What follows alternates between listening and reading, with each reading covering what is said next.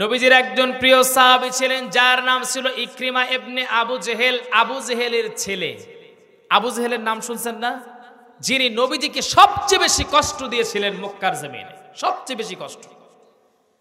নিজেকে কষ্ট দেওয়ার কারণটা হলো আবু জেহেল চেয়েছিল ক্ষমতার চেয়ারে বসে থাকবে। আজকে সঠিকটা জেনে যান, ক্ষমতার চেয়ারে বসে থাকবে। কিন্তু মুহাম্মদ বিন আব্দুল্লাহ যখন কালেমার দাওয়াত দিলেন তখন তিনি আশঙ্কা বোধ করলেন আমার এই ক্ষমতার চেয়ার থাকবে না। তখন তিনি ডেকে বললেন ওয়াকালাল্লাযীনা কাফারু লা তাসমাউ লিহাযাল কুরআন।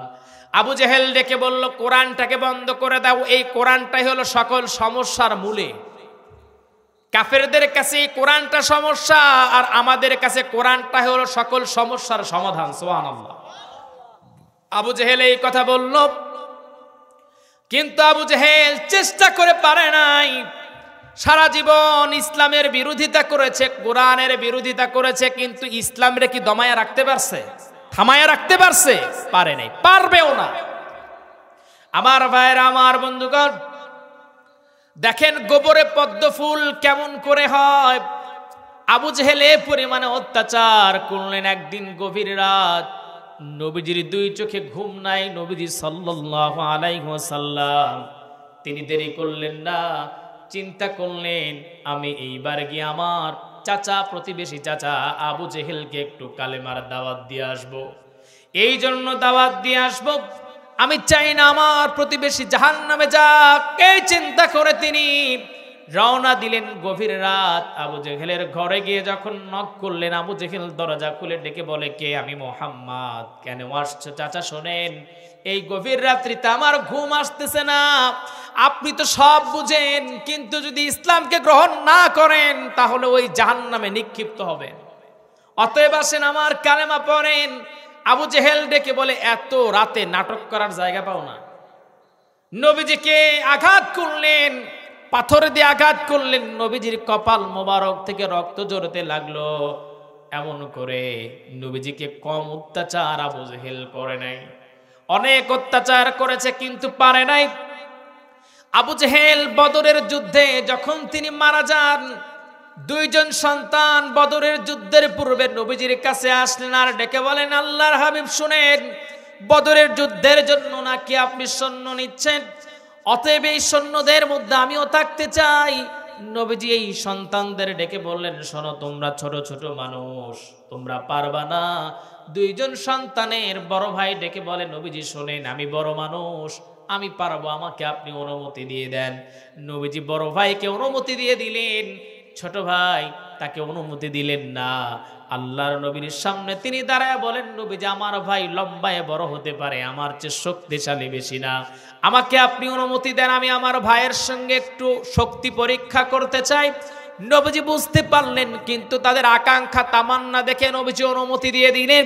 দুইটা ভাই যখন শক্তি পরীক্ষায় লেগে গেল, নবীজি বুঝতে পারলেন ছোট ভাই বড় ভাইয়ের কানের কাছে মুখটা নিয়ে বলছে ভাই শোনো, গতকাল একসঙ্গে খেলাধুলা করেছিলাম, আজকে সকালবেলা পর্যন্ত একসঙ্গে খেলাধুলা করেছি, তুমি আগামীকাল বদরের যুদ্ধে যাবা, বদরের যুদ্ধে গিয়া শহীদ হয়ে আল্লাহর জান্নাতে যাবা।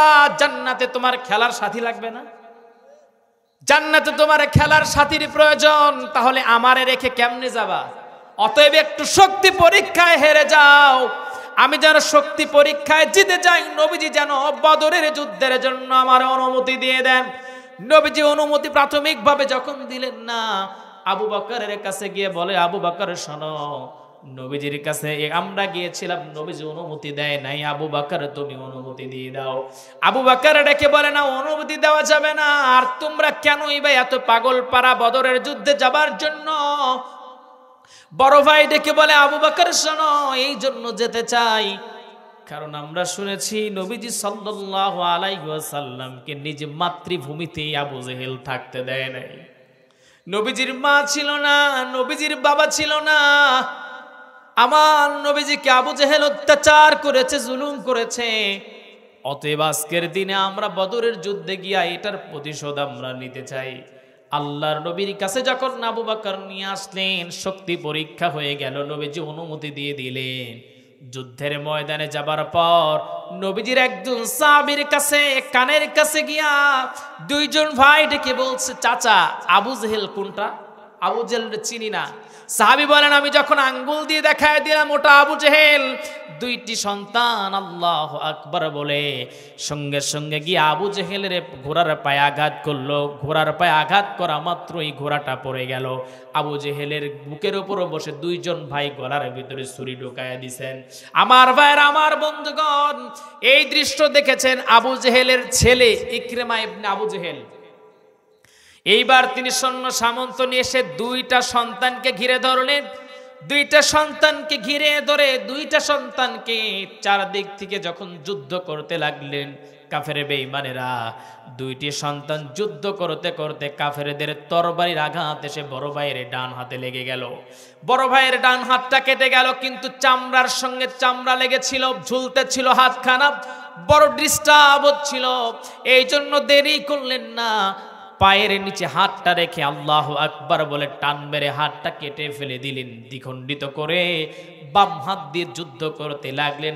একটু করে যুদ্ধ করার একটু পর বড় ভাইয়ের গলার ভিতরে যখন বুকের ওপর ছুরি যখন দিয়ে দিয়েছে কাফেরেরা, ছোট ভাই সেও এখন শহীদ হয়ে গেছে।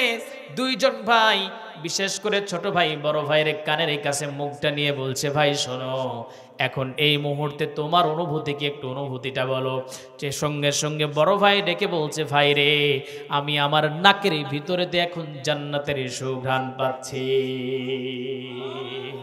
আমার ভাইরা, আমার বন্ধুগণ, নবীজি সাল্লাল্লাহু আলাইহি ওয়াসাল্লামের ছোট ছোট দুইজন সাহাবীকে হত্যা করেছিল এই আবু জেহেলের ছেলে ইকরিমা ইবনে আবু জেহেল।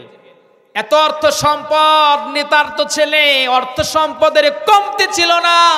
সব অর্থ সম্পদগুলো ইসলামের বিপক্ষে সারা জীবন ব্যয় করছে। অতঃপর যখন মক্কা বিজয় হয়ে গেল, প্রায় সুদীর্ঘ 7 বা 8 বছর পর মক্কা বিজয় করলেন মুহাম্মদ সাল্লাল্লাহু আলাইহি ওয়াসাল্লাম। যখন তিনি 15,000 সাহাবী নিয়ে যখন মক্কায় প্রবেশ করলেন, কাফের বেঈমানেরা দিক বেদিক ছুটে পালাতে লাগলো। তখন পালায়ন করলেন নবীজি। সেই নবীজি বললেন যে আজকে যারা কাবা শরীফে অবস্থান করবে এদের কিছু বলবা না। যারা আবু সুফিয়ানের ঘরে অবস্থান করবে, নবীজির চাচাতো ভাই ছিলেন, তার ঘরে যে অবস্থান করবে এদের কিছু বলবা না। তা ছাড়া আর যারা আছে সবাইকেই তোমরা 15, বিশেষ করে 15 জনের নাম নবীজি বললেন যে এদের যেখানে পাবা সেখানে হত্যা করবা। এর মধ্যে ইকরিমা ইবনে আবু জেহেল ছিল।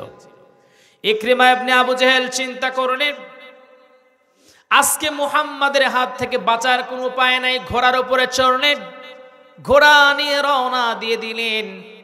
একটা নদীর পারে দাঁড়ালেন, নদীর নাম হলো তিহামা নদী। সেই নদীর পারে আসলেন, প্রায় 250 কিলোমিটারে তিনি পার হয়ে নদীর পাশে এসে দাঁড়ালেন। আমার ভাইরা, আমার বন্ধুগণ, নদীর মাঝি যে ছিল, নৌকার মাঝি, মাঝিকে ডেকে বলছে, ইকরিমা ইবনে আবু জেহেল, মাঝি শোনো, আমাকে একটু পার করে দাও, তোমাকে আমি স্বর্ণ অলংকার দেব। মাঝি ডেকে বলছে, শোনো, তোমাকে আমি পার করে দেব না, তবে শরত আছে, তুমি যদি একটা বারের জন্য যদি কালেমায়ে শাহাদা বাক্য পাঠ করে নাও তাহলে তোমাকে আমি পার করে দেব। এইবার ইকরিমা ইবনে আবু জেহেল চোখের পানি ফেলে দিলেন, আর ফেলে দিয়ে বলছে, আরে কি কপাল পোড়া আমি, মুহাম্মদ বিন আব্দুল্লাহর কালেমা তো 250 মাইল দূরে চলে আসছে। এত দূরে চলে আসছে আমি বুঝতে পারি নাই। এই কালেমার ভয়ে তো আমি এত দূর পালায় আসলাম। ইকরিমা ইবনে আবু জেহেল চিন্তা করে, এইবার আমি যদি নবীজির কাছে যাই, কিন্তু কেমন করে যাব, নবীজির সাহাবীরা যদি হত্যা করে। কারণ নবীজিকে আমি কষ্ট দিয়েছি, আমার বাবা কষ্ট দিয়েছে। ইকরিমার স্ত্রী ছিল, তিনি লুকায়া বোরকা পরে নবীজির সামনে গিয়ে দাঁড়ালেন, আর দাঁড়ায় বলেন, ইয়া রাসূলুল্লাহ, ইয়া হাবিবাল্লাহ, আমি আপনার কাছে একটা বিষয় জানতে চাই, কেউ যদি অপরাধ করার পর আল্লাহর কাছে যদি মাফ চায়, আল্লাহ কি বান্দার গুনাহগুলো মাফ করবে নাকি? আল্লাহর নবী ডেকে বলেন, অবশ্যই মাফ করবে, তুমি কে বলো? মহিলা ডেকে বলে, ইয়া রাসূলুল্লাহ, ইয়া হাবিবাল্লাহ, শুনেন, আমি হলাম আবু জেহেলের ছেলের বউ, ইকরামা ইবনে আবু জেহেলের স্ত্রী। নবীজি বললেন, তুমি কি বলতে চাও আমাকে বলো। এইবার মহিলা ডেকে বলছে, নবীজি শোনেন, আমার স্বামী সারাটা জীবন অত্যাচার করেছে, আমার শ্বশুর আপনার উপর অত্যাচার করেছে। নবীজি, আমি আমার ভুল বুঝতে পেরেছি, আমি এই জন্য আপনার কাছে আসছি। আজকে আমি আমার ভুলের জন্য অনুতপ্ত, কালেমা পড়ে আমি মুসলমান হতে চাই। আল্লাহর নবী মুহাম্মদ সাল্লাল্লাহু আলাইহি ওয়াসাল্লাম বললেন, পড়ে নাও লা ইলাহা ইল্লাল্লাহু মুহাম্মাদুর রাসূলুল্লাহ। সবাই বলি সাল্লাল্লাহু